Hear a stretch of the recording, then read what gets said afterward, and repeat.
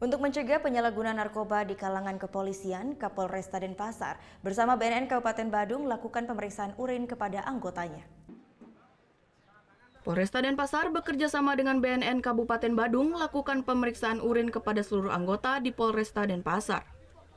Pemeriksaan ini sesuai dengan perintah Kapolda Bali sebagai salah satu komitmen untuk memerangi narkoba.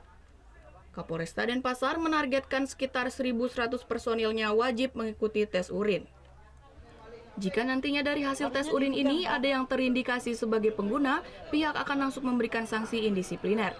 Dan apabila terlibat peredaran narkoba, pihak akan langsung melakukan pemecatan secara tidak hormat. Kita bekerja sama dengan BNNK, Badan Narkotik Kota, untuk melaksanakan kegiatan ini, khususnya anggota-anggota Polresta Denpasar.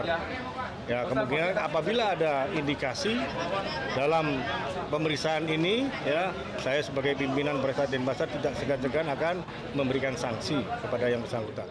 Sementara BNN Kabupaten Badung menargetkan hasil pemeriksaan urin akan secepatnya diumumkan. Mengingat jumlah urin yang diperiksa cukup banyak. Kemudian setelah kami asesmen untuk mengetahui jenis apa narkoba yang dikonsumsi, tingkat apa ketergantungannya, kami kembalikan kepada Kapolres untuk mengambil langkah-langkah selanjutnya. Pemeriksaan urin kepada anggota Polresta sendiri rencananya akan dilakukan secara berkelanjutan. Surya Sanjaya melaporkan untuk NET.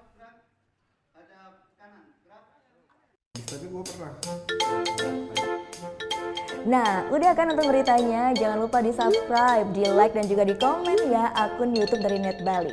Terima kasih udah subscribe. Yang belum, jangan sampai lupa. Di sebelah sini nih. Subscribe.